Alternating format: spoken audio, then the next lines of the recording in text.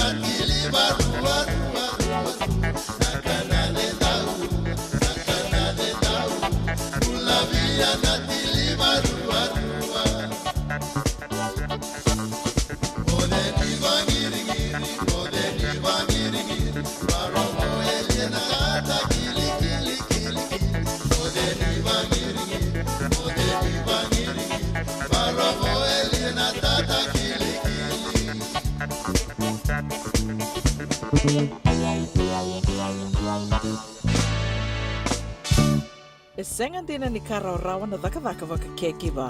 Ia endona ka inda wipu ke kawaka mamanta taka tuna bengaravi o ia ke tuna kenda to kakana. Leika na dalo na bisikete na reo bata na sunbells e tinimbulu makau. We kenda to na senga tiko ni driver se senga ni waka motoka kanda u Rendre na tutu beto seki. Erto satu wakarao na Divine Pacific Food Mart mai Sacramento merto taladeani na nung ni voliboli. Rawa sara. We tartarngayani na taliboni diwan dua ono toluwa diwa ono saivarua. Merto bakarotaka katalada mai na nung ni voliboli ena kenangona totolo tua. Divine Pacific Food Mart, Viturua Diwawalu Franklin Boulevard, Sacramento, California. Namba di taliboni diwan dua ono toluwa diwa ono saivarua. Erto ngarabatalangan kenale waka soburi ani nanomu yaya. Mai na nonreto stoa kina nomu mate ni katumba. Nungu chisu nungu badua. Dorongode na vima mani ono kina vitu ene kawani bugululu we kemandawe California. We mani rua ene kawi kina tolu ene singalewu ni lotilewu we kemandawe viti. E warotaka na New Methodist Christian Fellowship USA. Rongode ene Radio Bula Duavata San Francisco me Kauti Keda Vata mai. JJ's Food Shack. E tigo kedi kina na kakana boga biti me bakana kokonda. Lobo benga ni ngai kani doitu na bundi nan dalos e tabioka. Na kakana boga malangi me bakana steak baka eloka kena coleslaw. Wee! Na karitoa sa wadha badina na kani kana. Kaya tigo talanga na nonoto specials and lomo ni madawa. Daw tamba na Facebook. Na doi ni tiwa ya na bani mandrai pai kaya na bungatale. Gore na JJ's Food Shack. Viu Valley mo Billy Jean Street, Santa Rosa, California. Pero talagang rito dilibo yang may Santa Rosa, may ato sarani kinavato. Girit-rito sana kinavitu sa mabitu tolo dio tolo dundo limono. JJ's Food Shack, Santa Rosa, California. Nanonda Vata ki City Veni Raturola.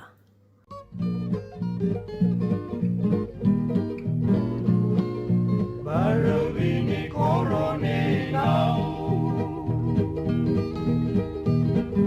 Mai butuh ketua koyau.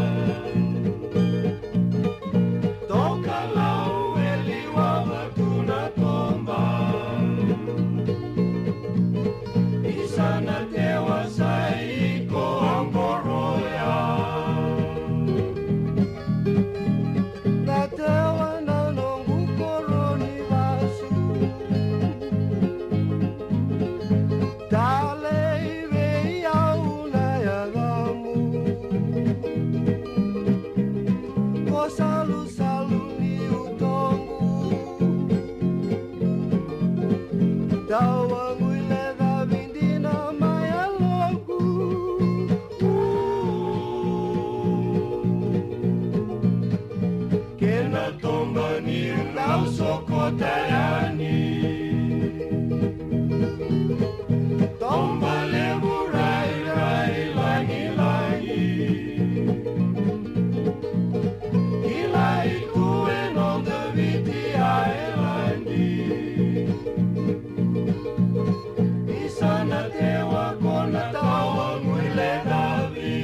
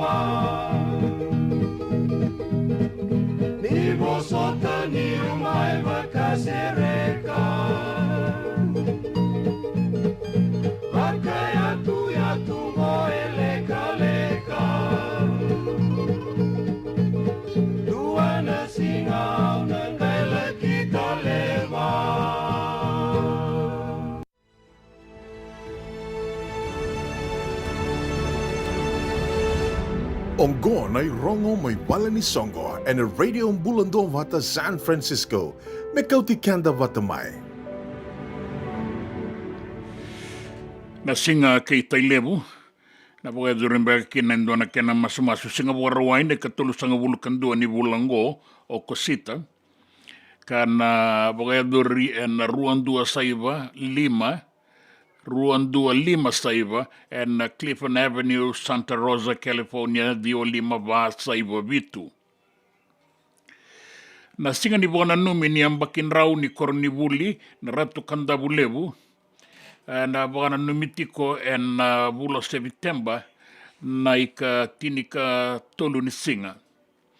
Na maraw tagitiyo kina na tiko-tiko e Bona raw taki men Garavi and Holiday Inn Express and Suite Diwan-Dua Rua Limamba men Bogedori na singa Bukelulu and Stockton Boulevard Elk Grove my California Diwa Lima Bitu Lima Walu kay nanomo ni Katalau masu-masu na lewe ni ANCF na Bogedoritico me baleta ng garabi ni nomo ni Lako-Lako ki Kentucky ni sakilati ko na kenailoku ni nagaybe talanota kaya ni nelabi na kanibe tuku-tuku ni tak na nomo ni Katalau masu-masu na prayer breakfast na lewe ni ANC Cell 2 monin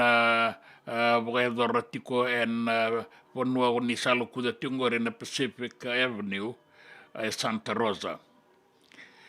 Gore tulu na itukutuku e ramai e na nonda iwasti ni ngaunango ni rongo may navali ni Songo. Nanonda Vata ki Sitiveni Raturala.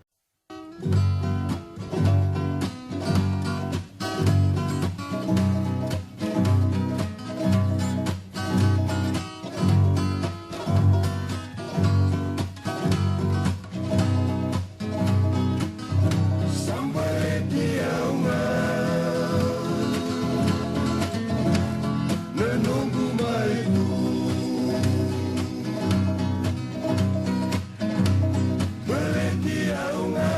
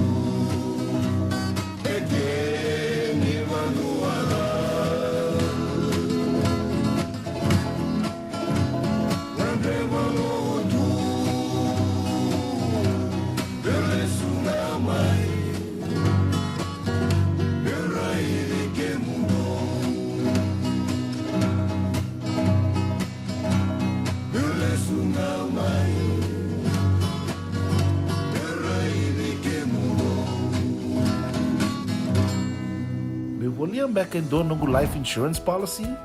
Nakakil na ito tayo katil kabito ni akostita na 2022 o sagir ta kasarabiri ni tauna. Kabi nga ya kila maga nga ya sala ko mana check. Sengat tali ni pera, sengat sarangan ni pera palinlay. In time sarangan mai. So ang taliwara ka tala tunda wala ko. Kuwertongko. O sahalo ko bengo pambilaksa. Iyo. O yasar nga na buna, raw sara, sa tiko na pepa se senga, bula binaka se tobi mate, kambani duan nga ka na soma may na claim na lom ni rosa nga bulu kavana ua kayada na lenga, nisa yang baki rowo tina policy. Text mai kina wasa eva walu dua, tolu walu lima ena kena ituku matai lalai. O ya na wasa eva walu dua, tolu walu lima. Doyan Robina ka naman raman na ita. Do samba di ba kusa-kusa iwe? Yanra na ita. Kita sili katalaw mande na Orange Lounge. Maleka. Gurasan ba di kata-kata pinakasar tu nga toboy, simpang pakaw. Ngay way dala tu kinambat. Koe serengan kori, sono ngono santa pinakat serengan na kenta kakana. Di na to zoko. Kaya kita sana berata ini bagai singelebu, kita sana gali bagai kabin ngaya ni kena. Na Orange Lounge, katalaw baga singelebu siya baga kabi, baraw tayo ito baga manggosang gay totokan na buno ni kana. May namenda to with ti, kanay baga singelebu siya baga kabi, may baka na baga sakera, na sui, ikatabuteke, roro baga lolo, kay na vida tale. Giraraw mo kila na menu ni singoya, na Orange Lounge, tolo-tolong dua, Orange Street, Santa Rosa. And dua tala na tamang ni Divine Group of Companies. Dola man na wala kaloka na mataka, kina wala kaloka anambongi moniti kina singatambo na Orange Lounge. Tolo-tolong dua, Orange Street, Santa Rosa. Den rembeka nang wala ni kibal ni lote na buko ni oso-oso pakadada ka? Sendrak-ndrak kita beka na itos-tos nimbula, kuha ni lenga sinui gawa-gawa. Nana maki-mai kina programo waro taki, mai vera tau na New Methodist Christian Fellowship USA. Nongu chisu, nongu banua. Ruwaga na bima manione na kabini buko lulu bei Kemando e California, bima mani dua na singilebu ni lotu lebu bei Kemando e Viti, and a radio Bula Duavata San Francisco.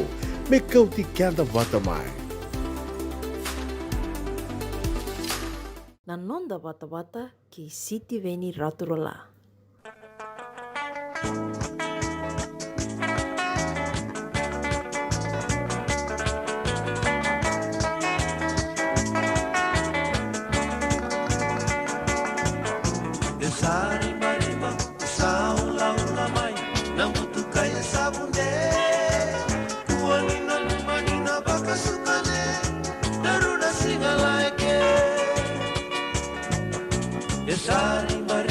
Esa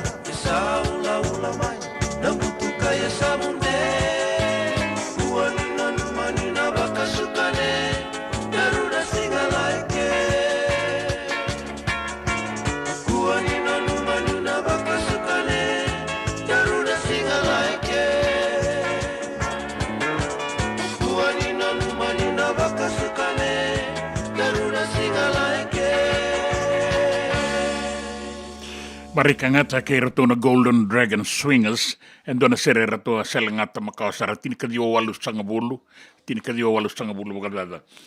Sa anday to kan non rato itubo na matambo ser to di ba kan non ranggito ng onebuli sa daromba sarati ko nga nang ngaunanggo nararaning gito may Lodwalan HFC Bank Stadium kena Bacchus Park na non rasot-sota ng onebuli biba kurang buita kin sono kornibuli radambe dake so sara lutungo na kota final ya anda reda na ibaga tangin den gito sa to so dake sara beira ng onebuli.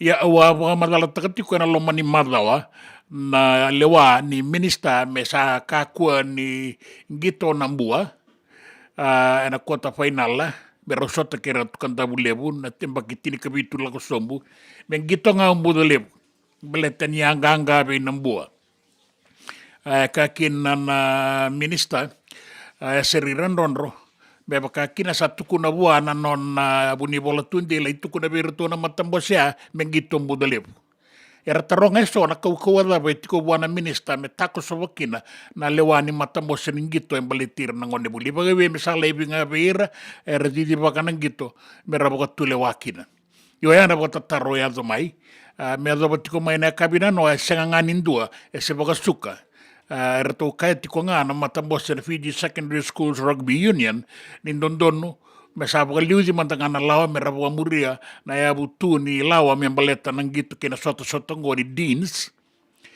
mesa na siniraw ng gito mudalip kapag may nakakabinan no liada tiko kebaka sa na siningin gito mudalip ya ibinakami abagan data kirawa sa daba na baka tulewa ayado sa bongi sanggay bukan dita kamay na minista mesana buka sukana no na lewa merasa lewa mandangan ng daw ni lewa na isongo-songo ng gito membalitir ng onibuli na sota-sota era buka eldora tikong gwara kota final sa buka eldori sa ratikong anggo ya sanang gito kinaw ng buwa sana lutu mbuda lebu sana gito kina na timini ng buwa meraw sota kay ratu kandabu lebu yan doon na sota na timi kede na nonda biasa na rasati kong goira talaga ng onelewa na Whitbix Ralube Championship sa bagay dorito kong na kornibuli chambeni na bakitini kawalula ko song bubir ng onelewa ng dawa samut secondary school may taylibu arto sa dambe la katele tu ngamen gua na kota final na timi may dawa samu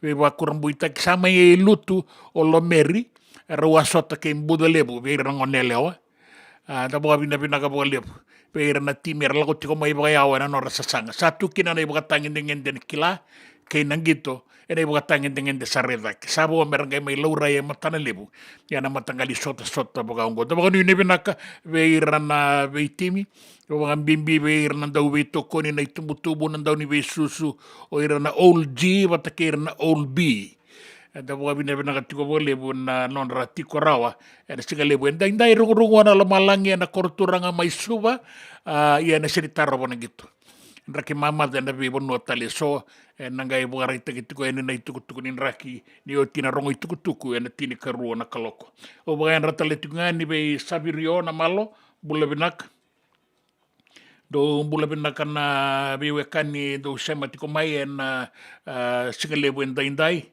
bulo semisi murusan bulan bega bulan bena kastino tokona bata ke rato na no na lawa do na kanda tikongo kai tikonga mai bulare io bina boleh sar rabokan bula tale tunga mana kanda ngo mai New Zealandi o andi mere mai Kalandi New Zealandi ke na non baba ke tale ke na ta talebu na ta na bolebu na semat ko mai na singalebu endai les wong bula benak bagat ko na singapura ro endai erto sarai reino no kai ko beka ngai na tonga nang gabok ka yo de kila kenan rakingo ena lomani tembara inda bogoro rongo tiko ena radio Bula Duavata San Francisco Kauti Keda Vata mai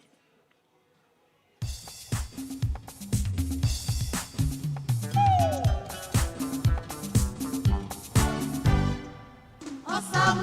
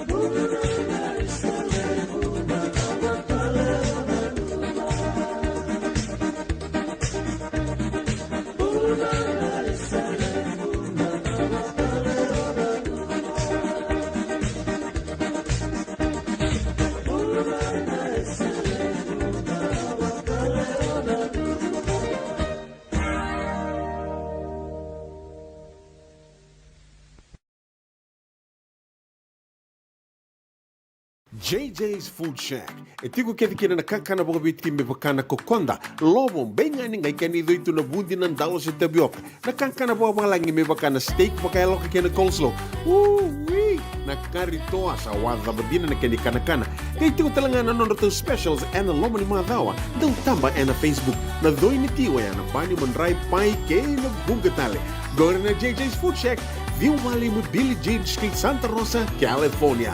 Karo talagang rato dili mo yang may Santa Rosa, may yato sarani kina Vato. Giritiro sana kina Vitu Saiba Vitu Tolo Vio Tolo Dundua Limon. JJ's Food Shack, Santa Rosa, California.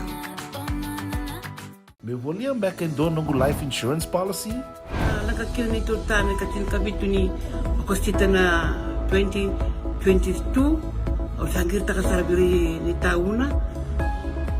Kami nga ya, kinamata siya nga ya, sala ko mana check. Sengat tali ni pera, sengat sarangan ni pera palilay. In time sarang amay. So, ang kaliwara ka talaga itong tawara ka. Kuwertong ko. O, sarang ko din, o pamilaksa. Iyo, o yasar nga na buna, e raw sara, sa tiko na pepa se senga, bula binaka se tobi mate, kambani duan nga kana soma may na claim na lom ni rosa nga bulu kabana ua kayada na lenga, nisa e ambaki rowo tina policy. Text mai kina wasa eva walu ba dua, tolu walu lima e na kena ituku matai lalai. O ya na wasa eva walu ba dua, tolu walu lima. Doyan Robina ka naman raman na ita. Do samba di ba kusa iwe? Yandra na ita. Kita sili katalaw Monday na Orange Lounge. Maleka. Warasan ba di kata-kata pinakasarto nga toboy, simpang bakaw. Ngay way dala tukin ng bata. Koe serangan kori, sono ngona santa pinakat serangan na kenta kakana. Di na to zoko. Kaya kitusan ng berata ni baga singalebu, kitusan ng gali baga kabin ngaya ni kina. Na Orange Lounge, katalaw baga singalebu siya baga kabi, e baraw tayo ito baga manggos ang gayon totokan na buno ni kana. May namenda to ito ni ti, kanay baga singalebu siya baga kabi, may baka na baga sekera, na sui, ikatabu teke, roro baga lolo, kaya na vida tale. Giraraw mo kila na menu ni singoya, na Orange Lounge, tolo-tolong dua, Orange Street, Santa Rosa. And dua tala na taman ni Vingarabi ni Divine Group of Companies. Dola man na wala kaloka na mataka, kina wala kaloka anambongi moniti kina singatambo na Orange Lounge. Tolo-tolong dua, Orange Street, Santa Rosa. Nanonda Vata, kay City Veni Raturla.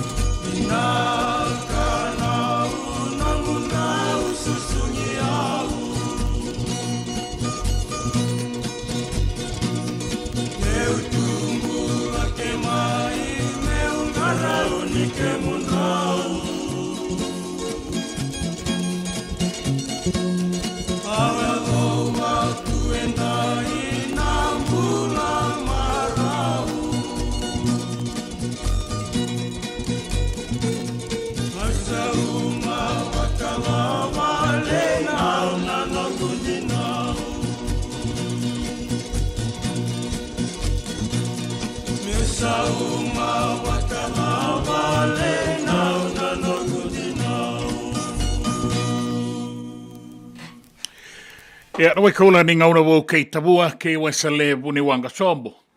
Sa eli na wekanda ngo, nda rongo ritunga nandomona. Kei nandomona tale ngai sona wekanda, rawa maru kenda, rawa maru tai kenda tuenda vitamba yambaki sawa ti mai viti. Na ste seni ni retio era wakai ngata ki tiko mai ke ani. Mula vinaka na wekanda ni sama tiko mai, na singa lebu indai. Mere mo dei na koro, arnayandra, sipaniolo lume-lume tola vina, mendana rau. Do bula binaka na ilaw-lawa ni Elesi Wong Vata kei rato na ilaw-lawa rato a kere-kere tiko mai umauta mai bono ambalabo na ba 35 kei rana leo ni Songosongo ni Tambangone na Weti Mualebu Youth Association salesi binaka walebu salesi tau falele bena numi tiko mai o elesi wakakina kere tiko mai na sere ke rewa sona ngauna na raoni la koya ni sona sere ni kere mai o ni sada buta sare tiko mai kina sere sona ngauna na sanga ni rawa baleta ni sabo garuta ki oti tu na be sere so mo ni boga maruta kenda sara borongo ke de tiko ngakina bina wole welesi ke mo ni na sa sema tiko mai na singa lebu ndai Bukan ini binaga tiko be ranangon ngo sandondo na me sangito tiko na tim ni nambua wata ke na tim ratu kanda bulebu under 17 and HFC Stadium elodala Maisuba. Bukan ini binaga be kemuni nandau ni be tokoni na itumu-tumu kemuni na bulioti na do robo rangon eleo tiloranga semarama o kemuni na old G wata ke na old B binaga bulebu na sema tiko mai Koni re rongo saratingo na rongo saratingo ni ke nando momuni ni kai la rabito koni tiko vera na lubenda na soto ni quarter final na Vodafone Deans boga doritingo ri bailau dala. Bukan ini binaka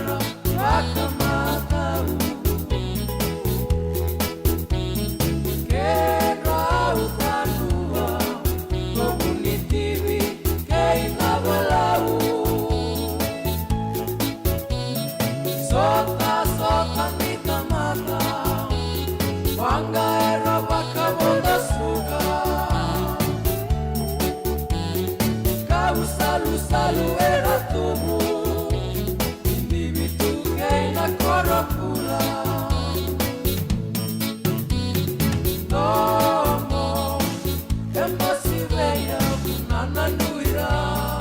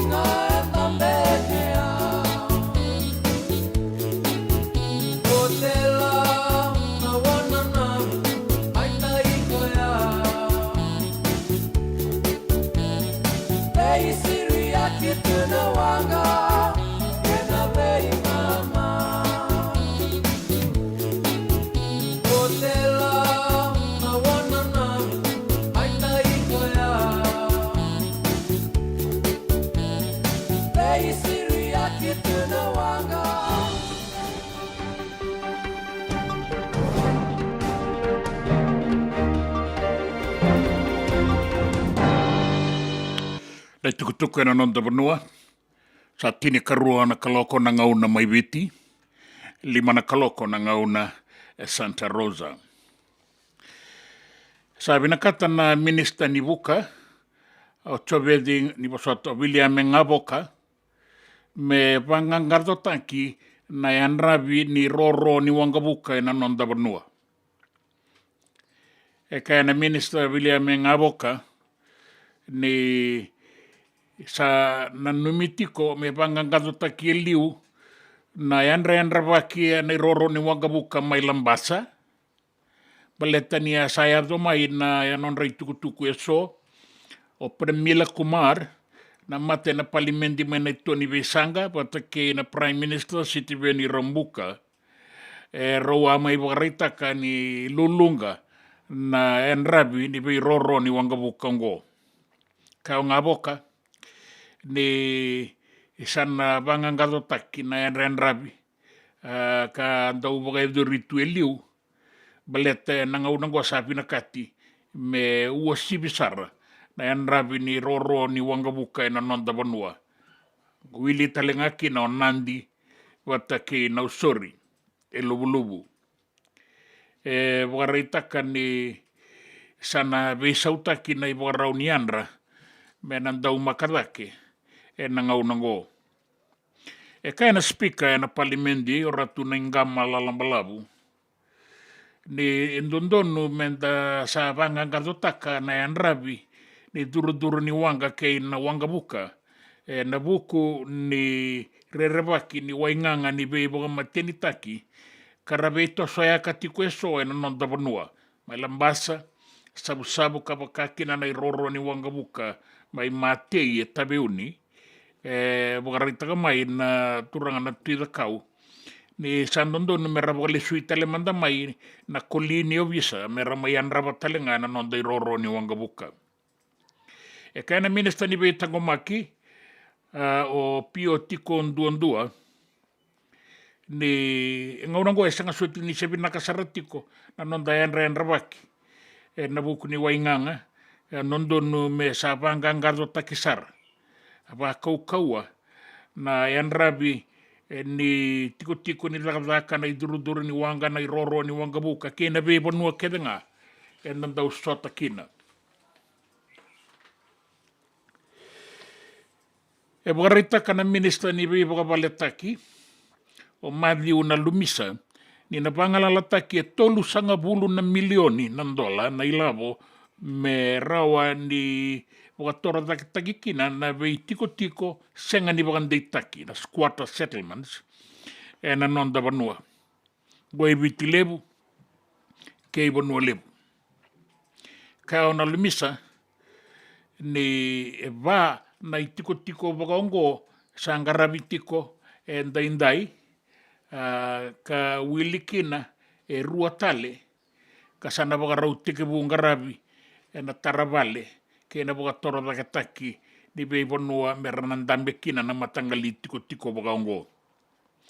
E va na i tiko sanga ni wakandeitaki, sa taratiko e nangaunango, ka sa wakarau tari tiko ngana kena wakambimbi mai sa koda e na sinu e ran lai tawana en duanan rau vitu sanga bulu ka va na vuvale mai tavela e nandi e ran tawana e ono sanga bulu ka walu na vuvale mai lau toka e vitu sanga bulu ka vitu na vuvale ka wakakina mai tore e lau toka.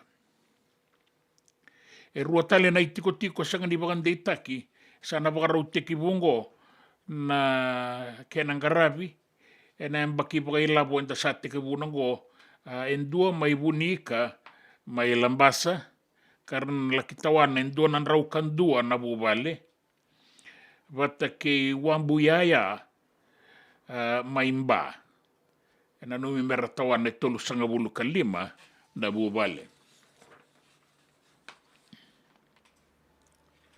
Ia wakau awakarita tiko e na singalevu e ndaindai sa na sota o nambua wata ke ratu kandavulevu e na ambaki tini kavitu lako sombu e na sota ni super deans ka wakadori ke wakain donu tiko na ituwa e na donu me rau sangito sari tiko ngai na ngau.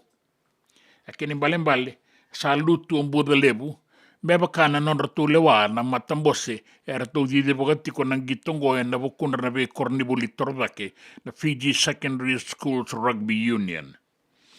E adu tiko na vile vingo e na nona tako soba na minista na non ratu ituwa na kena matambose ka kaya ni dondone me pangitoringa o mbuda levu ni anganga. E ratu kaya na matambose ni ngito ni sanga ni dondone me wakaki na mbaleta o mbuda levu e boroka na lawa. Alawa tunde ke na yabu ni wakabulewa ni sota ngo sama ni nanu me sa lutu ki na mbuda levu sa nang gito ki na nambua ya sa namani yado me wakakin ya bukan data katiko may naloma ni madwa na minista ni nang gito mbuda levu ya na kabya na no asanga wakasuka na minista sa bakay duri mandanga na non ratulewa na matambo serto di dibaka nang gito o nambua erto sa baka rau talitiko nga. Erto sa bakan data katiko ni rato na may ingito. Bebaka na lewasa tawungo na bukundra. E baka talanga kina na sota vira na ngonelewa. E na bakitini kawalu lako sombu. Na kornibuli ka chambe nitiko vira na kornibuli torodake vira na ngonelewa. Oya ondawasamu. E na baka talanga kina na non ratu sasanga na we timitale so ni koronibuli me bakata ki natambua andira kombau ke imbuda levu mera sasanga ni semifinal ratu barita kana champion ni soto go na ralube na Whitbix ralube championship ni ratu sa na bukan data katiko na non ratu itutu bukan champion ni na soto go ni ratu bukan ruka na ken rato isa na semifinal oya na Guru Nanak Khalsa College ka rato anganga kina na champion ni maindawa sa mutini kadiwa ke tini karua rato sana tambe dake kina quarter final ya alinganga to konta wasa mo na tini kadiwa senga na matay ni mama rato ngai sasanga mai na ngonele na kornibuli na Guru Nanak Khalsa e kandarao nito sa e dabanga na kenda to kai na tini karua era to sa mani bogan rukai kina dona une mai narake chapani sanganin dona boga lebusara mani kainaki ni e ardokina e vitu point in dua na kena iborau na Richter scale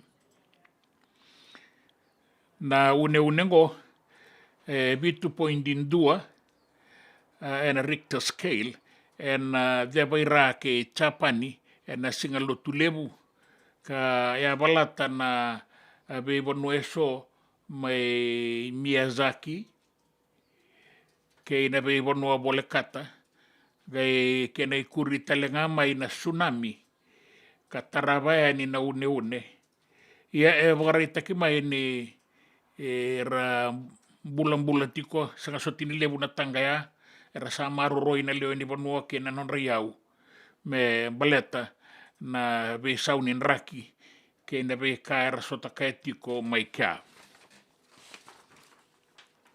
nan raki e vorrei taki mai nei tukutukunin raki ni raki mamada toka mai viti e do bana bongi lebu ni koe bongi lebu ni bora mai viti e na tau wanga una nauda kuru na bonua e na boga tulolo e na be bonua so mai singa toka na bua suwa ke no sori korowo se rua na mosi na itasiri ke na dolo ni woliku ke tai lebu o kakina na sana ra na deba ke imbua na toka lau ke maduata ke na sana da kaunrobe e baka kina rawo ka mai kina na sana lau ke lo mai viti bedo na singa tambu ni mataka mai viti e na ukuna loloa roni tau banga una nauda e en raki mamada ende be ngauna taleso po yaksia maledei ko nga sporat ko ni mbula benaga kanda me rotuma e na dau ma kotoni tuba ken raki e na sona ngauna na rungu rombeka ni tau banga una nauda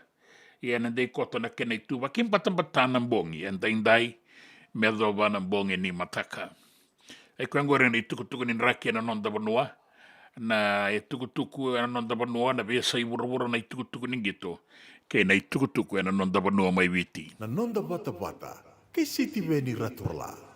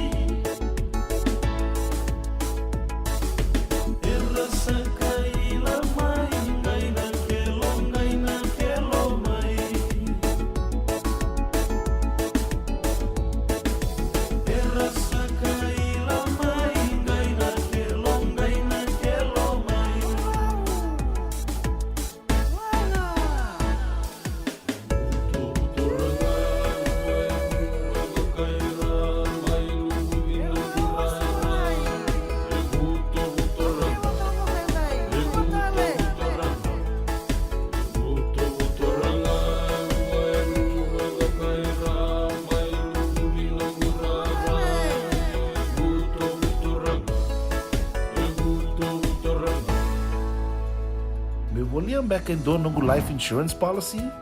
Laka kira ni tutana katil kabitu ni okostita na 2022 o sangir ta kasara biri ni tauna. Kabi ngaya kira maga ngaya sala ko mana check. Sengat tali ni biara, sengat sarangan ni biara paling lain. In time sarang amai. So kan kali warga tera tunda warga. Kau tunggu. Kau saya lo dengo kamu bilang. Iyo, o ya sarangana buna, rau sara, sa tiko na pepa se senga. Bula vinaka se tobi mate. Kambani duan nga kana soma mena claim na lom ni rosa nga bulu kabana ua keada na lenga nisa yang baki roa tina policy. Text mai kina wasa eva walu van dua tolu walu lima ena kena i tuku matai lalai. Oya na wasa eva walu van dua tolu walu lima. Doyan Robina kana marama naita. Do samba di ba kusa iwe. Yandra naita. Kita sili katalau mande na Orange Lounge. Maleka. Gorsan badi kata-kata pinagasar tunga toboy sempang bakau. Gai woi dala tukin nambata. Koe serengan kori, sono ngono santa pinakat serengan na kenta kakana. Dina to zoko. Keba kitu sana berata ini boga singelebu. Kitu sana gali boga kabin ngaya ni kena. Na Orange Lounge, katalau buka singelebu se buka kabi, baro te tu buka mango sanggai to toka na buno ni kana. Mai na menda tu identity, kena buka singelebu se buka kabi me buka na buka sekera. Na sui, ika te buteke roro buka lolo keina vida tale. Gira ramo kila na menu ni singoya. Na Orange Lounge, tolo dua Orange Street, Santa Rosa. En dua tala na tamani di bingarabi ni Divine Group of Companies. Dola mena wala kaloka na mataka, kina wala kaloka anambongi moniti kina singatambo. Na Orange Lounge, tolo dua Orange Street, Santa Rosa. Nungu chisu nungu banua. Dorongo de na vima maniono kina vitu ene kawani bugululu be kemada we California. Vima mani ruane kavi kina tolu ene singalewu ni lotilewu we kemando we viti. E warotaka na New Methodist Christian Fellowship, USA. Rongwande na Radio Bula Duavata, San Francisco, me Kauti Keda, Vata mai. Nanonda Vata ki City Veni Raturola.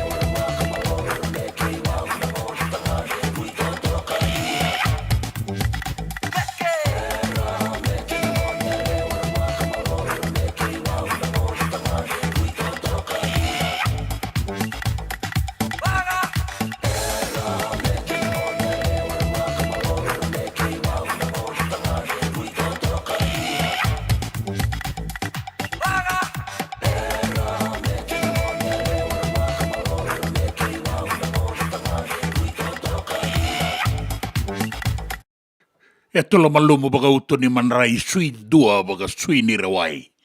Aya, wala kena ibu madal. Sini madal tiko baga mai bal ni bula.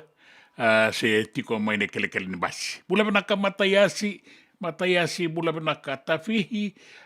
Ya andra benaka wale malo lolo matuyani. Sa lolo matuyani beta kita bali mo mata. Seni deba malo oanga bua kula ule. Mutola bina. Wata ke mere mode ina koro. Bina wale buna sema tiko mai na singa lebu indai.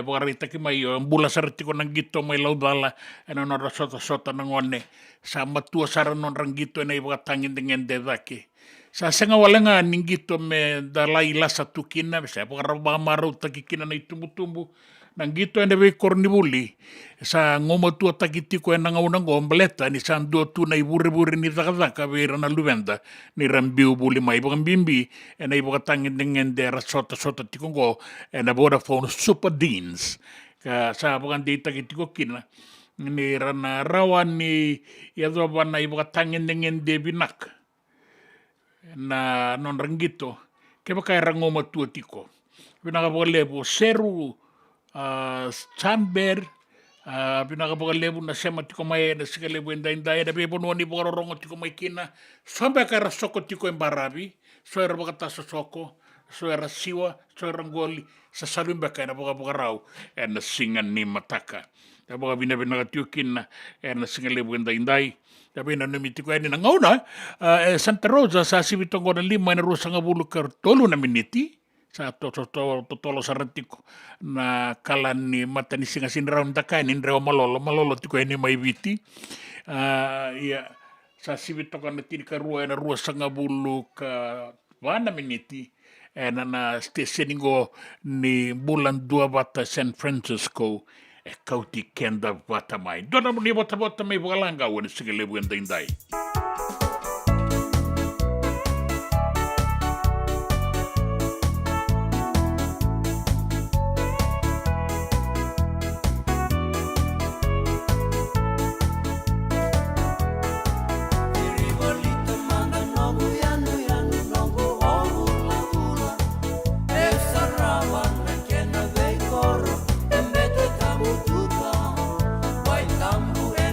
Toca lau, que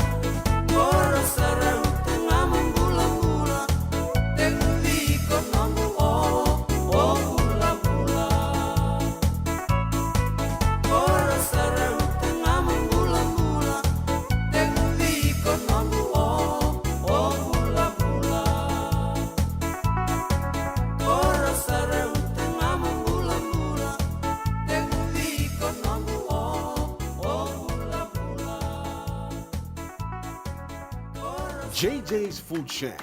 E tiku kedi kina na kakana boka biti me pakana kokonda. Lobo benga ni ngai kani doi tu na bundi na ndalo se tabioka. Na kakana boka malangi me pakana steak pakai loka kena coleslaw. Woo-wee! Na kari toa sa wadha badina na kani kana. Kaya tiku talangana nono to specials and the lomo ni madawa. Dau tamba and na Facebook. Na doi ni tiwa ya na bani manrai pai kaya na bunga tale. Go na JJ's Food Shack. Viu Valley mo Billie Jean Street, Santa Rosa, California.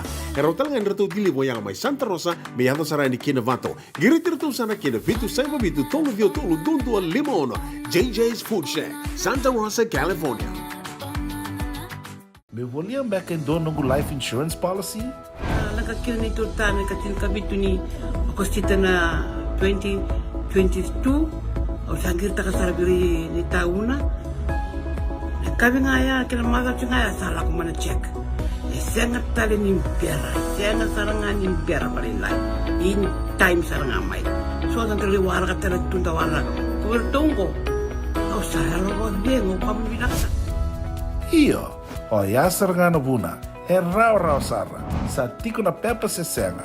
Bula binaka se tobi mate. Kambani duan nga kana soma mena claim na lom ni rosa nga bulu kabana ua keada na lenga nisa e ambaki roa tina policy. Text mai kina wasa eva walu ba dua tolu walu lima e na kena i tuku matai lalai. Oya na wasa eva walu ba dua tolu walu lima. Doyan Rubina kana maraman naita. Do samba di ba kusa iwe. Yandra naita. Kita sili katalau mande na Orange Lounge. Maleka. Gorsan badi kata-kata pinakasar tunga toboy simpang bakau. Gai wai dala tukin nambat. Koe serengan gori. Sono ngono santa pinakat serengan na kenta kakana. Dina to zoko. Keba kitu sana berata ini bagai singelebu.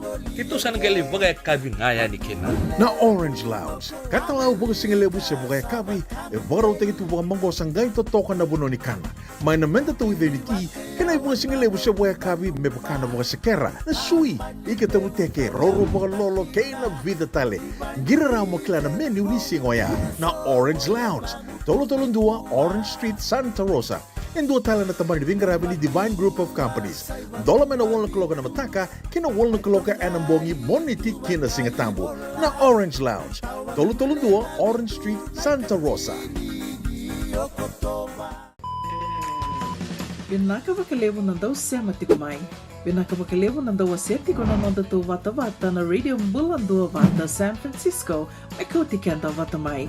And the sabo la kasar ni adawayani na walu sang bulu na undolo na kende wili ni matabu vale na Radio Bula Duavata. Ia e wili sar me vakatoto vatataki kina kende wili na ngwane toke enovea say pura. Do na like, do na share. Subscribe talaga Mike na Radio Bula Duavata and na YouTube. Radio Bula Duavata, San Francisco, may Kauti Keda Vata mai.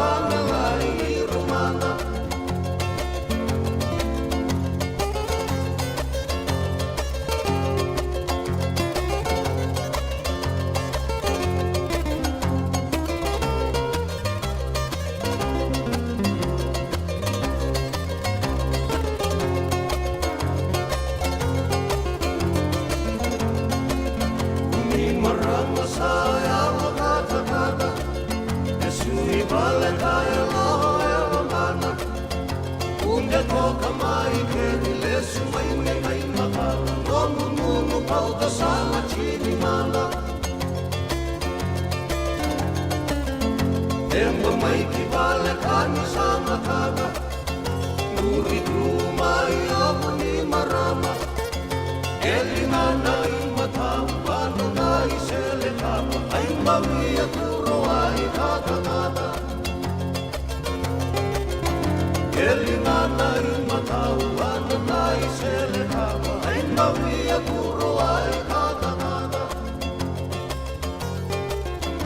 Elina nai matau Pano nai sele kama Ai mawia kuro ai kata kata Rato na tamadagaga ni visa na sema kawa rato mbo wa maruta ikenda telenga na singa lebu ndai sa kavitu ko na bonua Santa Rosa San Francisco ke na be bonua bola kat Sacramento reboro rong tu kina so na singa lebu ndai sa la kia kavi nda madi be to maniti ko ni kina bula bina katawa ke wangambada tola bina wale buna sema tiko mai nuita kini bugana ngau tiko ai nei bugala ngau eso moni buga marauta ki tio kina ka rao tali tunga kina buga bina kana taka so ara sega ili tiko mai nei teitei era buga ibua tiko mai na tavioka na kumala na ndalo na tikau na kawai era sa le tali tiko kina koro me baka ngana kene buga rau ena be kabini buga rawai be ira na tiko na koroni taka na koro turanga na sarangi tombula taka tiko ngo na HFC Bank Stadium membaleta na soto di Vodafone Super Deans na kota final le buga duri tiko ngo iyo eta sa we roka toko mo ena lo mani madao na lewa ni minister aseri ranron sabu kasukana no na lewa sa laivi mandanga mertu sabu ka tulewa kina na isongo ningito ertu dau lewa na soto ngo na ibu katangin dengan deda kiningito rakabi beira na dorobo ke ira na ngone lewa andara ngai rongo tuku tale na do na kaloko na ngau na maibiti na ono na kaloko na ngau na ke na radio Bula Duavata San Francisco di Kauti Keda Vata mai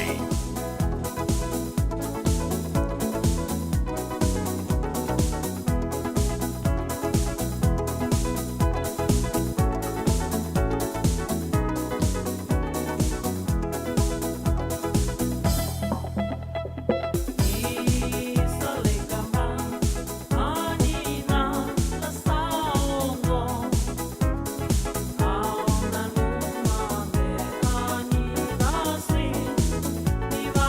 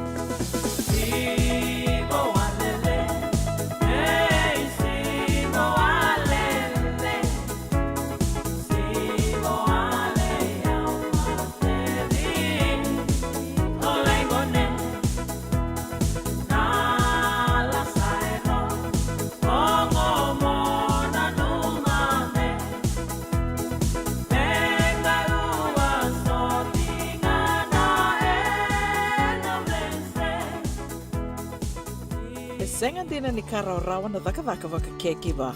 Ia endona kainda wipu ke kawaka mamanta taka tuna bengaravi o ia ke tuna kenda tō kakana. Leika na dalo na bisikete na reo bata na sunbells e tinimbulu makau. We kenda tōna senga tiku ni driver se senga ni waka motoka kandau Drendre na te tū beto seaki, erto sa tū wakarau na Divine Pacific Food Mart mai Sacramento, merto taladeani na nung ni voliboli. Rawa sara, we tartarangayani na taliboni diwa ndua ono toluwa diwa ono saivarua, merto wakarotaka katalada mai na nung ni voliboli, ena kena ngona totolo tua. Divine Pacific Food Mart, Vitorua Diwawalu Franklin Boulevard, Sacramento, California. Namba di telefoni ono toluwa diwa ono saivarua. Erto ngarap talangan ni kena lewang sumburi ani na nomu yaya, mai na nondor to stoa kena nomu mate ni katumba. Dendram beka na ngola ni kibalilo te rupuko ni oso pakadadaka. Sen drakin beka na tos nimbula, ko ni lenga sinui gawa. Nana maki mai kena programu warotaki, mai vera tau na New Methodist Christian Fellowship USA. Nongu chisu, nongu banua.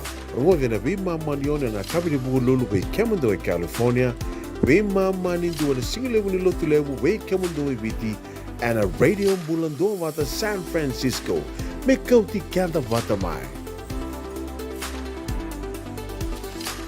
E na muna ngau na lewa ni nondo soso enda sa senga sarangan nikla na dabu menda baka talau taka buka singi lewu taka siapa kaya kapitang ne ka kuni lo malenga sa tipin dono bunua e rau ni buka tingu ikimuni waya na JJ's Food Shack Santa Rosa, California na bei matangali kaka na itibigina me baka na karitua waraisi na lobo palusami na buwaka na kaiwa soso na dalo na toa na kukonda bainga ni kena gamure na kaka na buwa malang me baka na steak gai baka loka tabioka kena coleslaw surua Otat ni, kailangan ko pa na pie ng bani kay na manray. O yan na JJ's Food Shack, Santa Rosa, California. E raw sarang ano direct message virto, giring akin na bitu sa iba bitu, tolo duon limono, se, o nga wali sarang alito mito may nanumota, e na diyo mali Billy Street, o yan e Santa Rosa, California. E raw talaga ni rito ulit dilibata kayo na nagkemo katalawa sing lebo sa mga kabi, yan may Santa Rosa, Kinavato.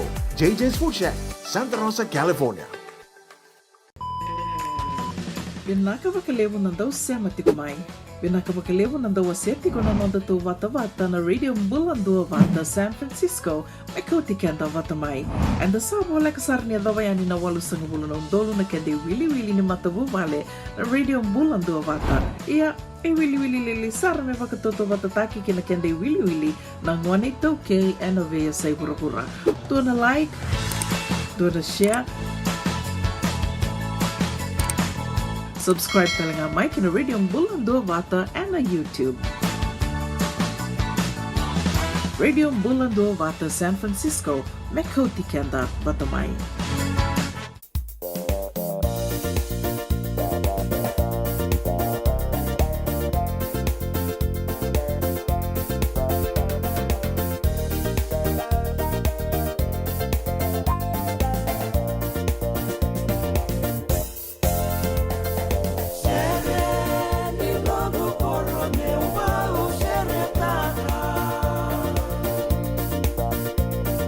Toca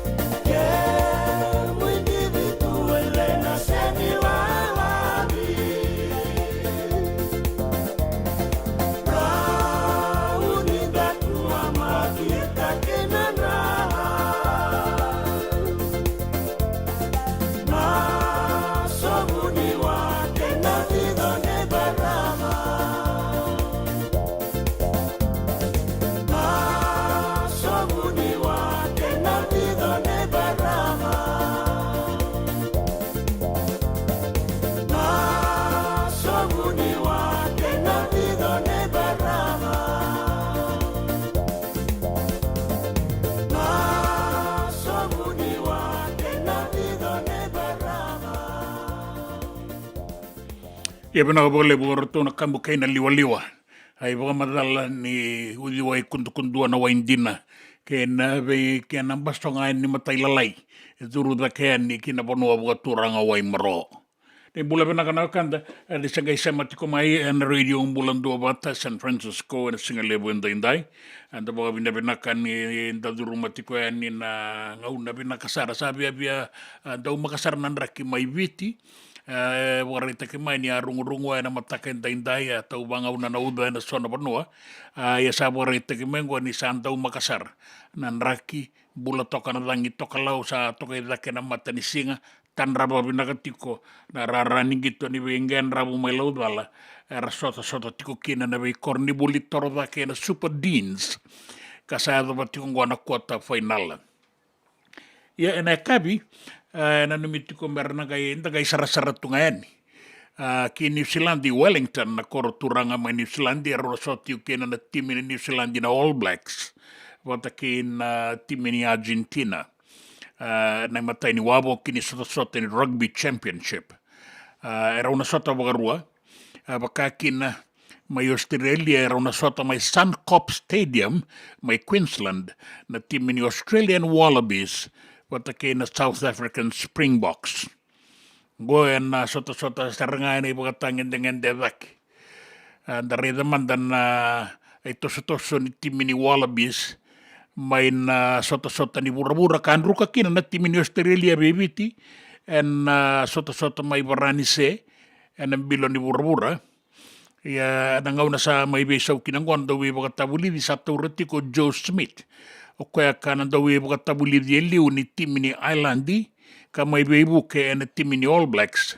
Sa daw bakatabuli di tikongo en Australian Wallabies. Ka daray di tiko kinan bedangia kini lewa. Kena besau eso saya to mekina sembernin ruka bakandua.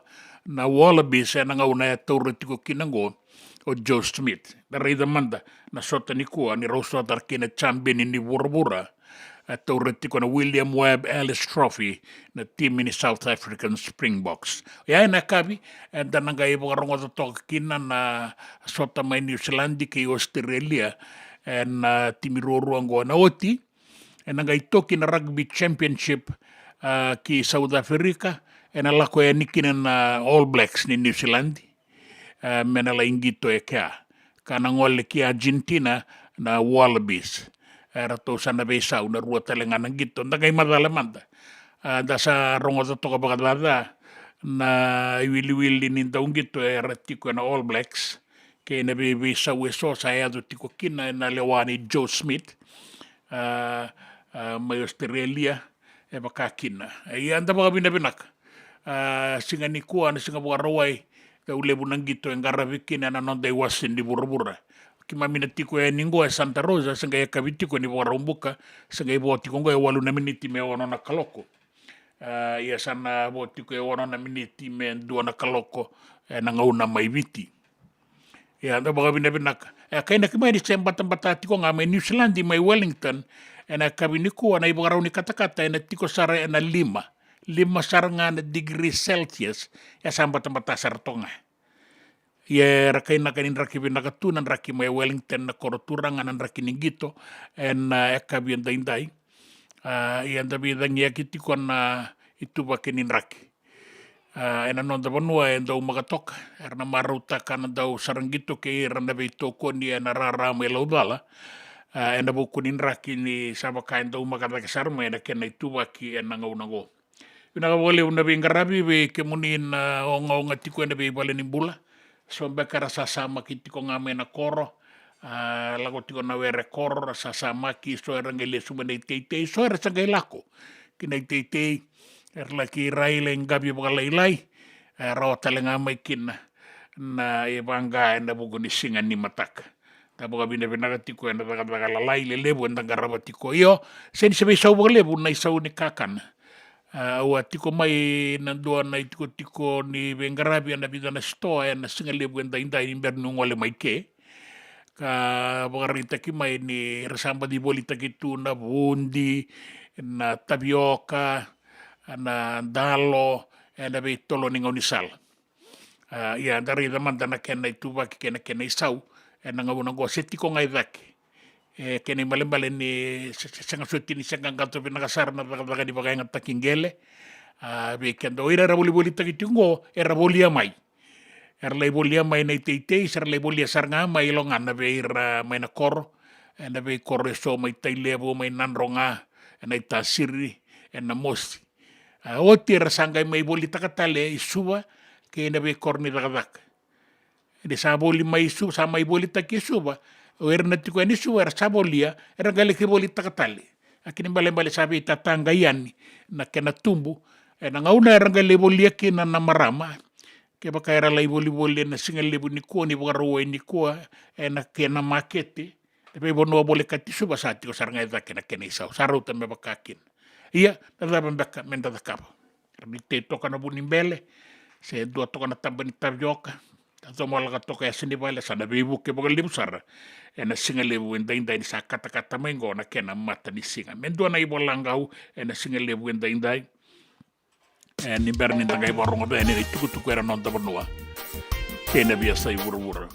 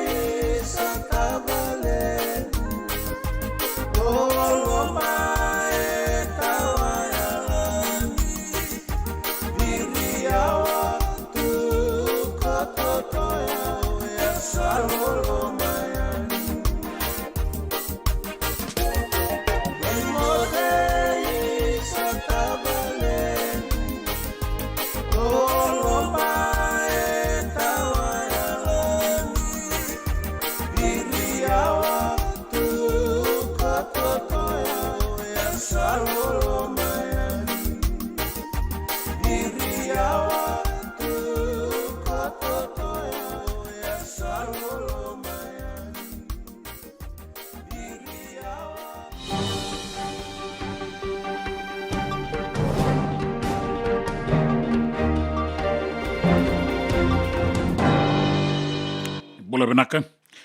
Warita kimai ni sa wakatulewana minister ni Bukayaki, William Mengaboka.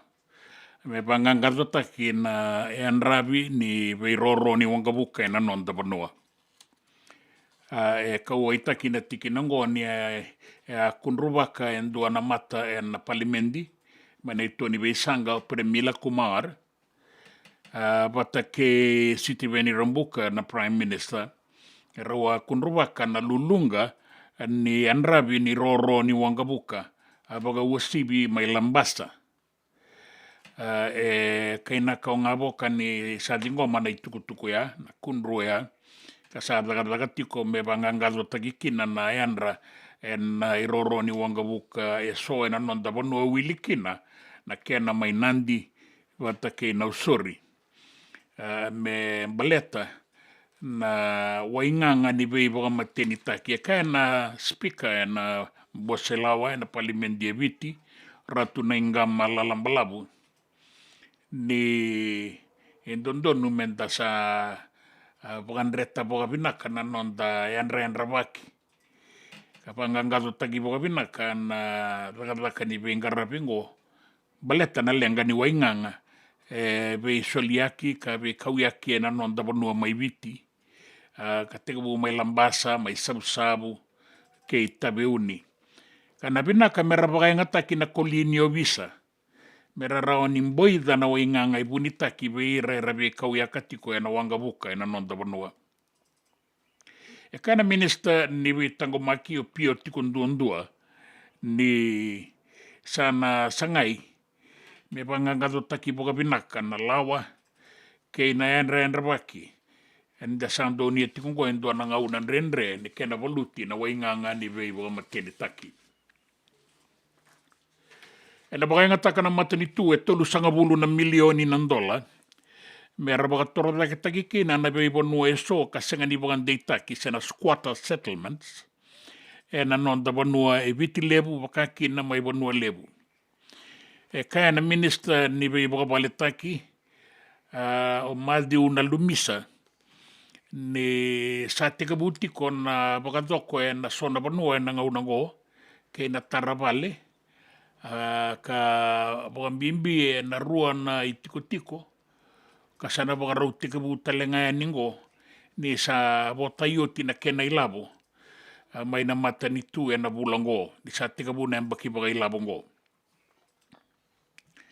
bagarita ki mai ni va na itiko ni bengarabi bagaongo sa bagadanga utiko na ngaunango dua mai sa koda na sino kana rawa ni ratikora dua nan rau vitu sangabulu kabana bubale mai tavela nandi rana la kitawana ona sangabulu kawalu na bubale mai lautoka vitu sangabulu ka vitu na bubale Vata ke na dua na itiko talenga mai lautoka o tore rana la kitawana tale so na bubale ni sangarabioti na bogadoko kea rua na itiko kara bagarau tike bungo na dagadaka ni bogadoko mai bunika mai lambasa me baletira dua nan rau kan dua na bubale vata ke wambuyaya maimba erana la kitawana tolu sanga bulu kalima na bubale sabang dita kena tuku ninggito ni salutu ombuda lebu ena sota ni rakabi ena super deans ena kota finala aka baga dori na singa lebu ngo sama ingito kino ratu kantabu lebu sota ke nambua di salutu ombuda lebu abagarita kananona lewa na minister ni buli aseriran ronro mengito nga ombuda lebu etiko na matambo ser tu di baka nang gitongo Fiji Secondary Schools Rugby Union kanora tu buka tulewa me salutu ombuda lebu na buku ni lawa erto aboroka na sota go ni ratu bangi torre indua nangone kasanga ni register na team yoya Ia sa mani adu tiko na ve leda ve na lo mani madawa. Kai tiko ngana minista mengito mbuda lebur to kai tiko roto sanga sinirawa. Sa boroka na lawa. Sa ndarabawa muria ngana lawa. Me ado basaranga mai na kabe na noa. Sanga i boga suka na minista ni buli. E raure reibi bo sakimbeka ke na minista ningito o tese saukuru ka boga reitaka kino saukuru. Na nona kaua i kebaka e mani tako soba na lewa oia na minista ni buli. Baleta ni sanga walanga ni kila itiko ibiti na sota ngo. E kila italenga mena via say burabura. Kana sanga soti ni rongo binaka. Mera lai rongo da mai taundaku. Ni abe ile titaki en dua na gito bagaungo. Mai boa na minista ni buli. Sama ni soroba na minista ni buli o aseri ronronro. Sa rato maningito mandanga na timin nambua sa dengo mbuda lebu. E bakakina nonda sota na ngonelewa na mbakiti ni kawalu la kusombu. Na championi sota governa ngonelewa na Whitbix Ralube Championship. E kena championi tiko na ngaunango ondawa samu. Ia e na sota talenga wata kei natambua andi da kombau kei mbuda lebu. E na semifinala. E kea me sana ngai madalakina na timi era lutu ki na timi era toso. Mera laki wala e na Vata idake. Ni semifinala wata kei na finala. Sa tiko na boga nui. We ira na dau vengarabi na dau e boga tabulidi. O ira na buli oti ke ira na gasini buli. Ni na toso vinaka na sota ngo. Kada solitale tunga na kenan raki.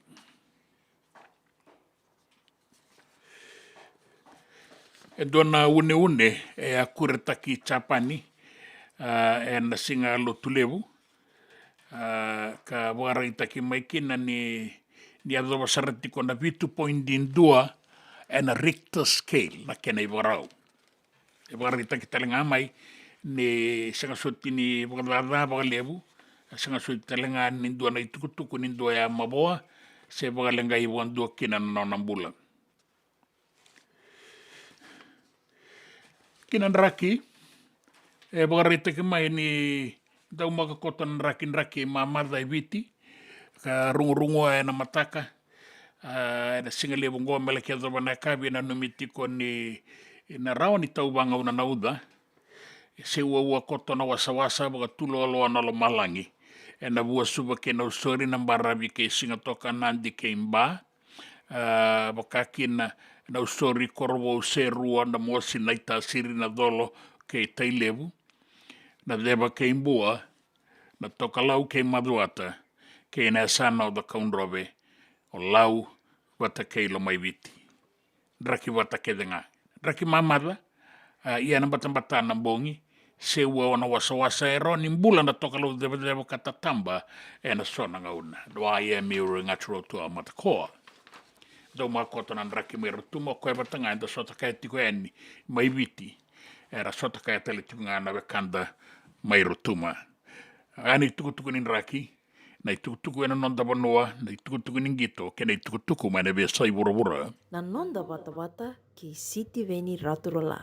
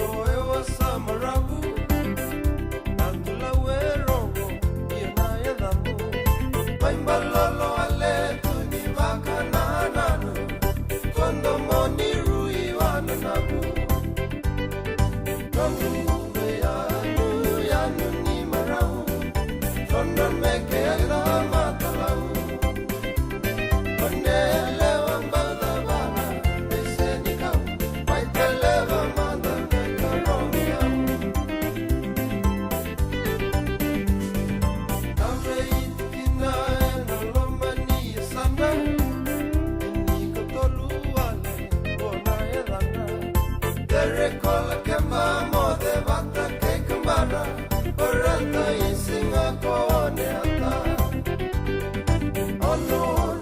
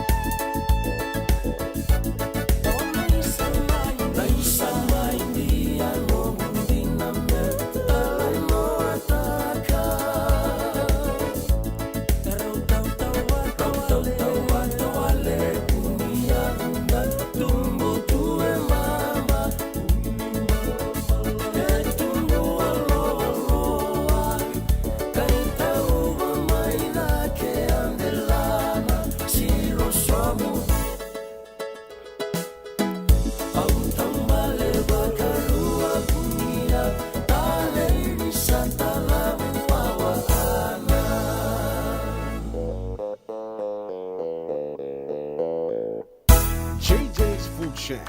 E tiku kedi kina na kakana boka biti me pakana kokonda. Lobo benga ni ngai kani doitu na bundi na ndalo se tabioka. Na kakana boka malangi me pakana steak baka eloka kena coleslaw. Wee! Na kari toa sa wadha badina na keni kana. Kay tiku talangana nono to specials and loma ni madhawa. Dau tamba na Facebook. Na doi ni tiwa ya na bani mandrai pai kena bungatale. Gore na JJ's Food Shack. Viu Valley mo Billy Jane Street, Santa Rosa, California. Kaya talagang nito dilibo yang may Santa Rosa, may yato sa rani kina Vata. Giritirito sana kina Vitu Saiba Vitu, Tolo Vio Tolo, Dundu Limono. JJ's Food Shack, Santa Rosa, California. Me volia back in dono life insurance policy?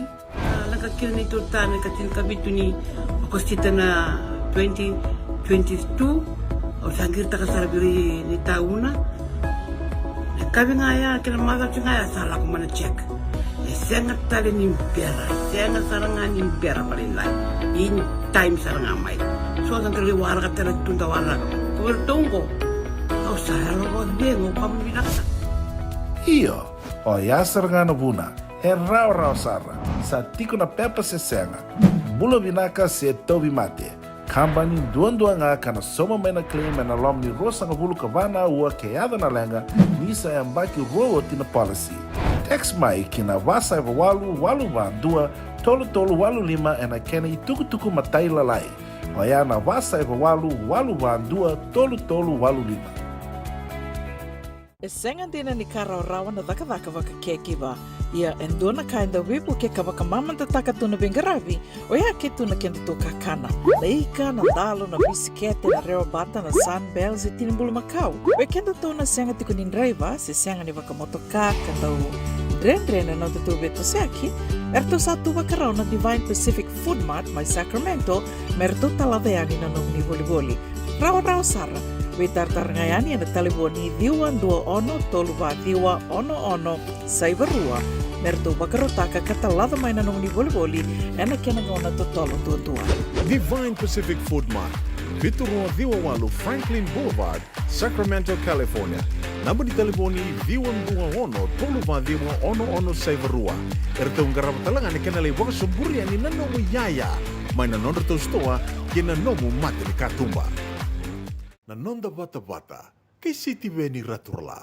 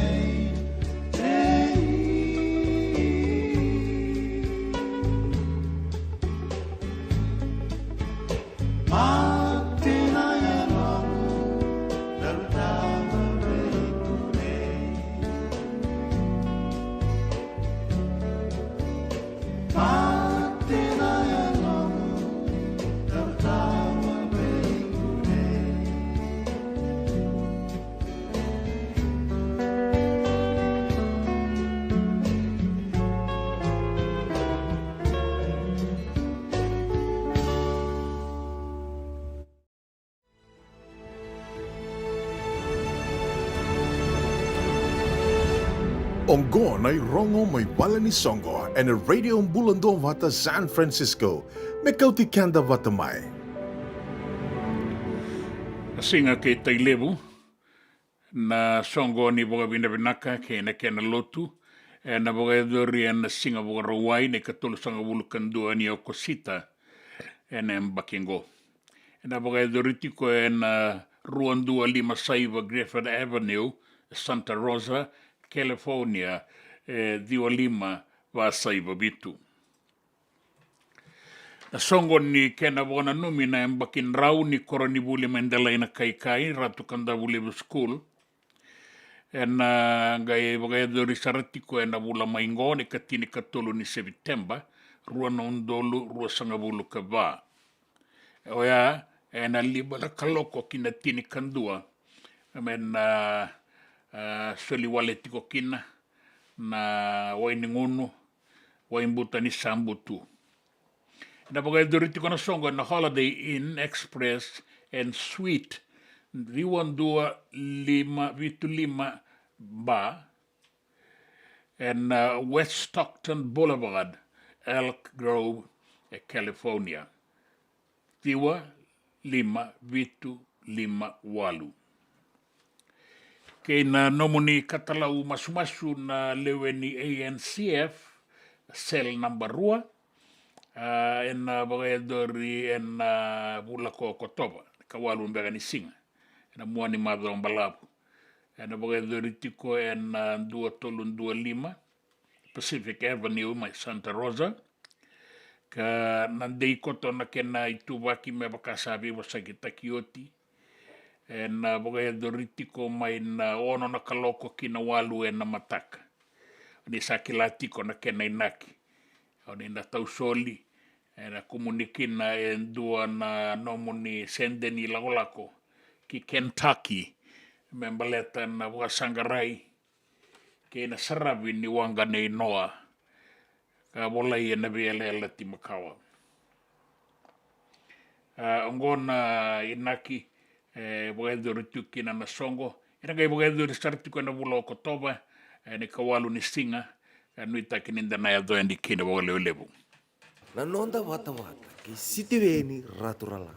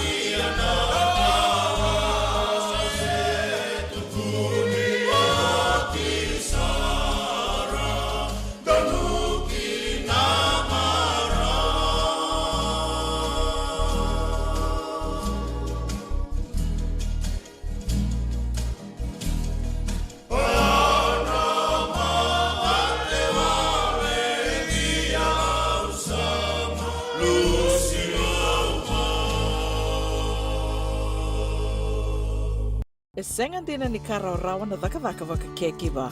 Ia endona ka enda wipu ke ka waka mamanta taka tuna bengaravi o ia ke tuna kenda tō kakana. Na ika, na dalo, na bisikete, na reo bata, na sunbells e tini bulu makau. We kenda tō na senga tiko ni nreiva se senga ni waka motoka kandau Ren no te tō beto seaki.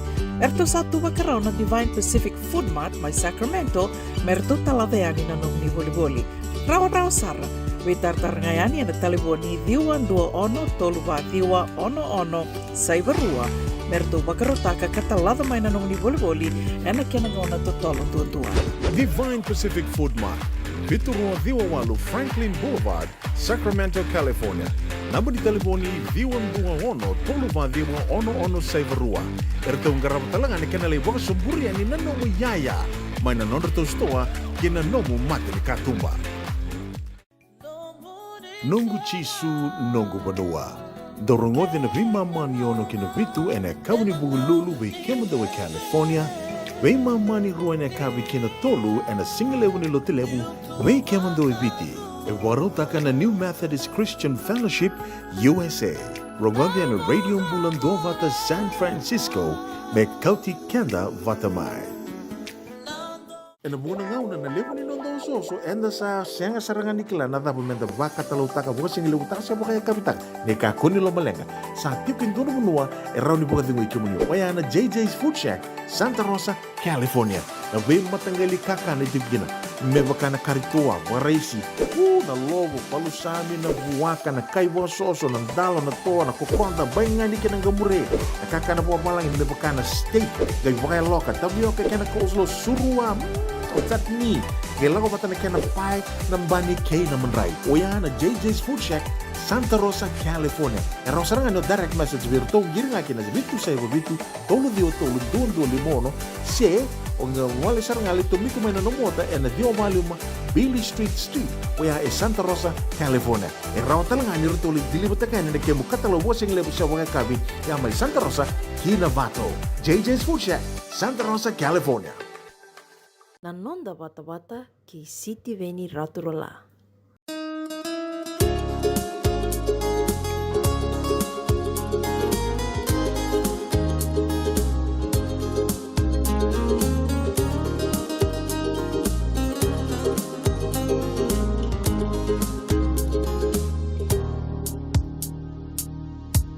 Talano ataka manda nanongu beauty neito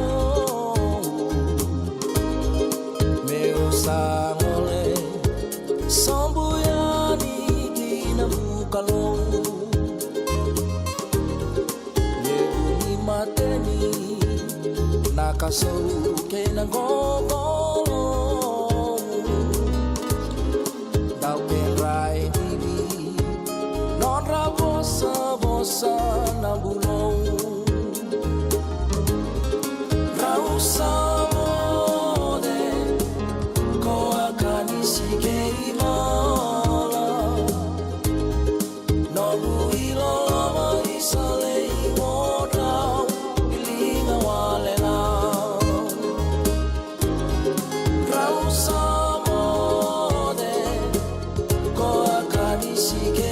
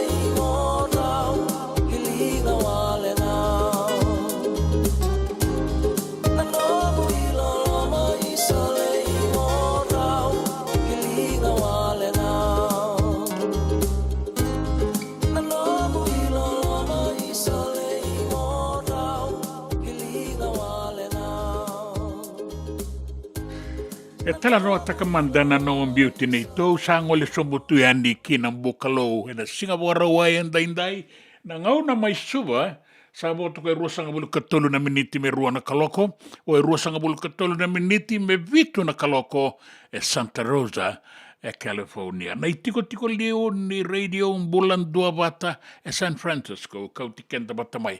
O kilana no dabital no tagatikon do na do robo. En bebado ni Olympics ka bagay duritingo may baranise. Sa manito sa dakin ang gito na ibagatangin dengan deso sa alay ato para kota final na semifinal. Sa alay final sa taura sar na metal. Gona non ra metal na marama. Karabi badutiko na non ra waswas yang kay kilay imur ni oko edoro iturang. Ya sabaga tunga na bidang yakin ni lewa men baleta nang gito ni kuwa na nonda balatakan ng dondono ni tamatayan dua. Kaya baka may asan biyo nga bira na marama mer sa gito nga baka marama na non rewaswasin na marama. Rang gito na turanga na waswasin ni turanga. Sa pambaka ang dalaki biduro makikin. Medalay biya tata ninda nana. Senda nana dalay biya tata. Ya sama ni rawakin na metal o kasama takatiwa nagita takatiwa may lodal na HFC Bank Stadium and doon na sota-sota yung duriti ko ya. And doon tani nga nung rewasawasan na to robo na Super Deans and doon tani nung rewasawasan ng onelewa na Whitbix Ralube kara sota-sota tiko kinanggo sa liado para kota final. So sa madalasar ni rasana dambean ni kina semifinal nang gito nga bagay wasawas. Bagay bay kaya baka enta sasangan ni rawata menta sasota manda nga baka tangan yan ang galiron baka na metal menta lay duruen bayira na marama. Kaya sa ang gali sota ngakin new kay manray na wambimbiri kay na mosin ni Valdo siyangan leway raw. Yera sa lewanan daw nilewa.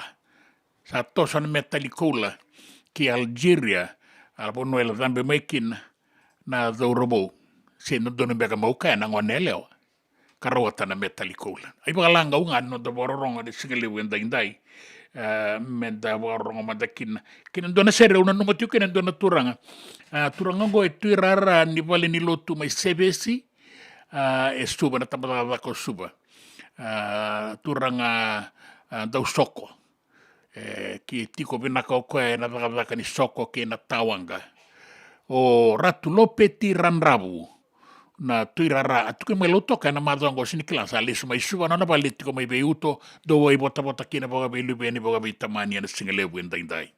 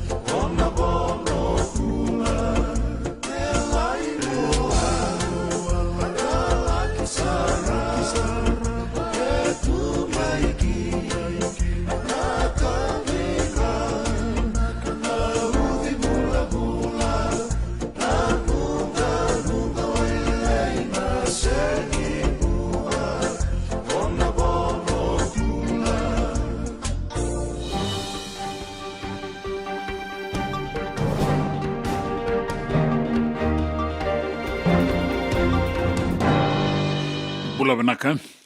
Abuelelekan itukutuku na nonda banua. Ada pangangalota kina yan rabi ni Veiroro ni Wangabuka.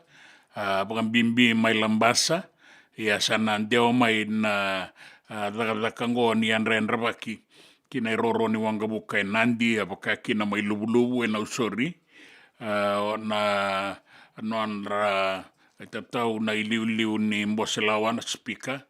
Ratu na inga malalambalabu. Men garabi talenga boga binak. Yan rabi ni Roro ni Wangabuka may lambasa sabu-sabu ke tabeuni. Keba kay rawa. Mera bagay ngata kina kolini obisa. Mera laki yan raba ka amboida ka murira. Nandaw kwe kawyaka na wainganga ni bay boga mateni taki. Wakaritaka na minista ni bay tangomaki o pio tikondondua ni kawai taki boga lebusar. Na dagadaka ni bay boga torodaki taki membaleta na yan rabi ni nonda banua ke na bay asay wura-wura. $3.5 milioni ng dola na ilabo na bagay nga taka na matanitu may baga torodaki taki kina na bay tiko-tiko eso senga ni bagang deytaki na squatter settlements. Na nonda banua bagang bimbi e biti lebu kay banua lebu. Gona ituku-tuku na imadiu na lumisa na minister ni bay bagang baletaki. Kaya ni Vana itiko-tiko erto sa garabi sarati kumandangay na ngaunango sa garabi tiko kina na bagadoko. Rua tale sana bagarau tekibungo ni tekibu na mbaki bagailabo ka anda sa babada tiko eningo na bula ko sistema laki do na mbaki katumai. Vana itiko-tiko bagaungo erto sa bagadoko takitiko nangaunango endua may sakoda may nasino may rawani rabagatiko rikin endua nan raw vitu sanga bulu kaba na bubale may tabela may nandi merla kitawa na yani ono sanga bulu kawalu na bubale may lautoka na vitu sanga bulu kabitu na bubale ka bakakina na may tore may lauto ka tiko nga na atagaka ni bagadoko sana tikabungo. Rua tele na itiko-tiko kao na lumisa ni sana ngandrebi me tekibu nando na ngauna leka-leka maingo oya na kena tiko may bunika may lambasa ke wambu yaya maimba. Rain ratiko kine $3.5 na mata bubale. De tukutukin gito sa bandi bagan donui na nonrato lewa na matambo serto didi baka na nrisongo-songo ning gito rakabi na daurawo buli na be korni buli torodake na Fiji Secondary Schools Rugby Union me sana lutu ambudo lebu kan gito nambua na kota final sabo kay doriot na so tango sama ni boga suka na non na lewa na minister ni buli a seri randonro me baleta na nona kaya bengito nga umbudo lebu erato kaya na kena matambosi ni sa senga ni bangito ri umbudo lebu baleta ni rato boroka na lawa na yabu ni boga bulewa ni sota tango kaya tiko nga na minister bengito umbudo lebu sa do batiko may na singa na noa asini matata boga binaka. Siya na tuibe na boga tulewa. Yani sa maniado na boga tulewa sa mani biu boga tiki-tiki na lewa na minister. Ya seri randronro. Berto sa didi boga mandanga na matambo serto didi baka. Na non rei songo-songo ning gito rakabi na ngondi buli. Kaboga eldori tingo na kena sota-sota may laudala.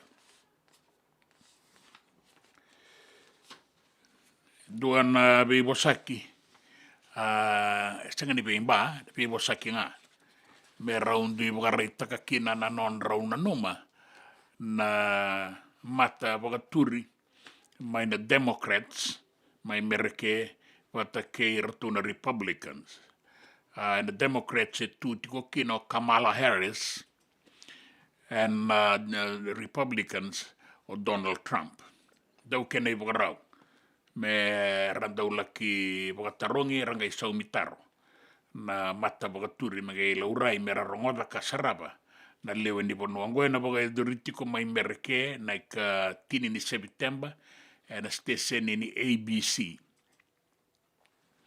asaba ka dori manda indua karoa bagai tabikina o Donald Trump wata ke Joe Biden na presidenti e pia la obadasar na bagai tabi na Joe Biden en na bibo sakua sa mani ve saukina baleten sangu ingui leva ka bungan non itukutuku e sangani matata gona buni non na sabi so mitaki mai o Kamala Harris na buke ni presidenti mai merke me pala takirto na Democrats na itutu ni presidenti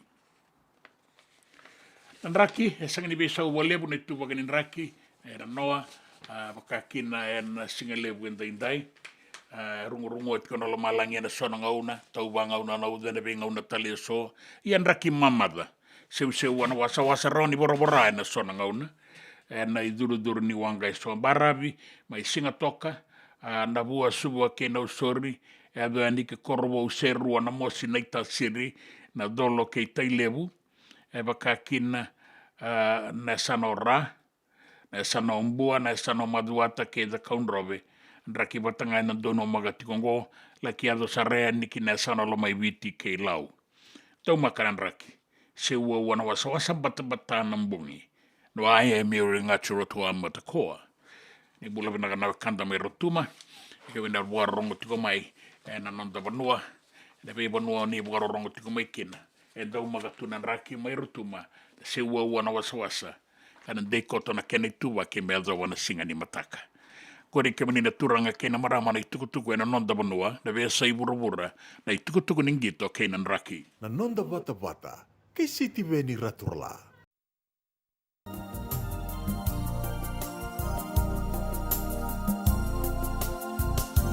Itinagu, au na numi kongo endai.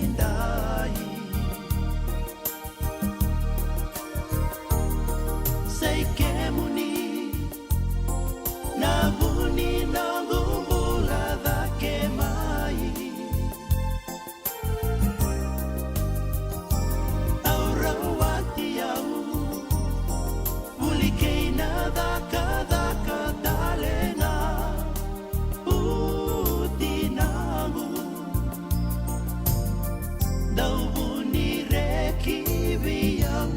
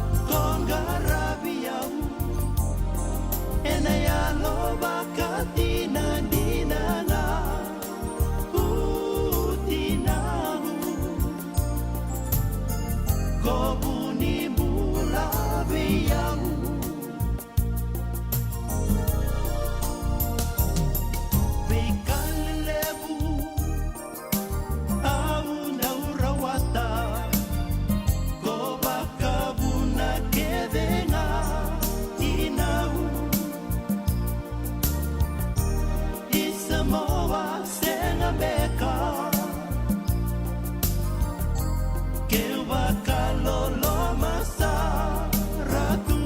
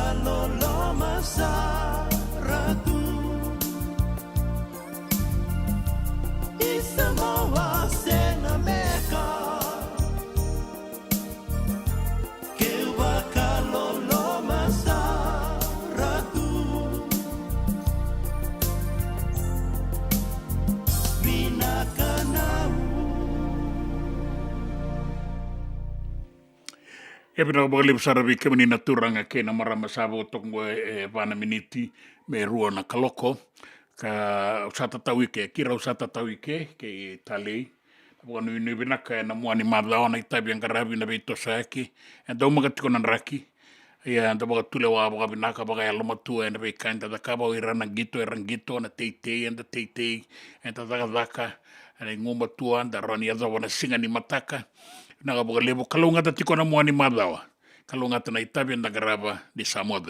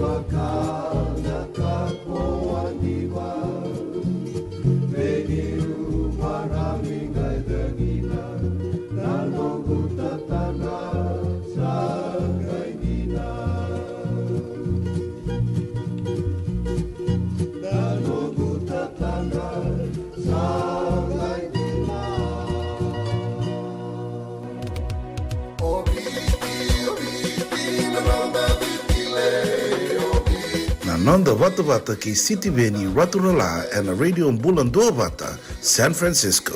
Me Kochi Kenda Vatabai.